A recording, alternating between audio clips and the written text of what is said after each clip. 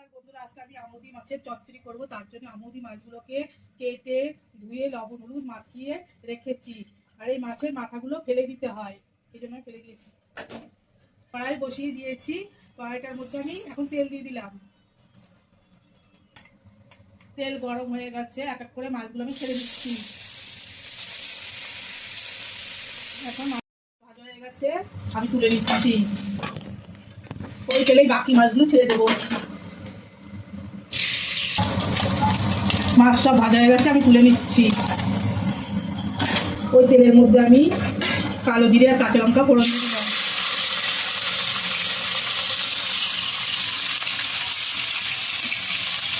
পেঁয়াজ কুচি দিয়ে দিলাম। এগুলো তো নাড়াচাড়া করে নিচ্ছি।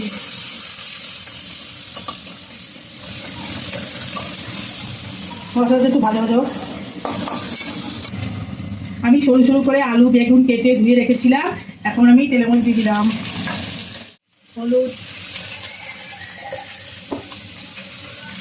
হলুদ আর লবণ পরিমাণ মতো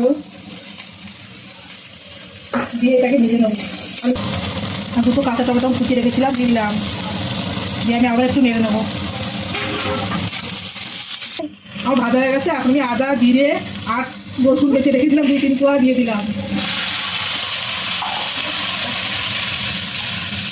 অল্প একটু লবণ দেখে দেবো। এখন নেড়ে চেড়ে নিচ্ছি মশলাটা। এখন অল্প পরিমাণ জল দিয়ে দেবো। এখন নেড়ে দিলাম।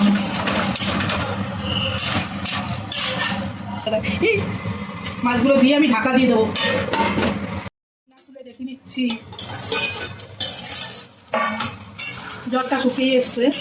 এরকম গামাকা গামাকা হবে। আপনারা একটু ঝাল লবণটা দেখে নেবেন।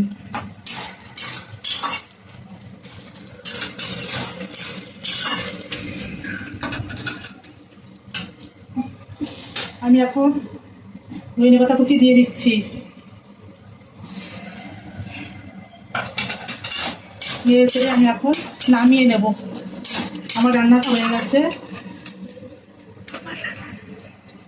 আমার রান্না যদি আপনাদের ভালো লাগে অবশ্যই একটা লাইক শেয়ার ও সাবস্ক্রাইব করে দেবেন। ধন্যবাদ।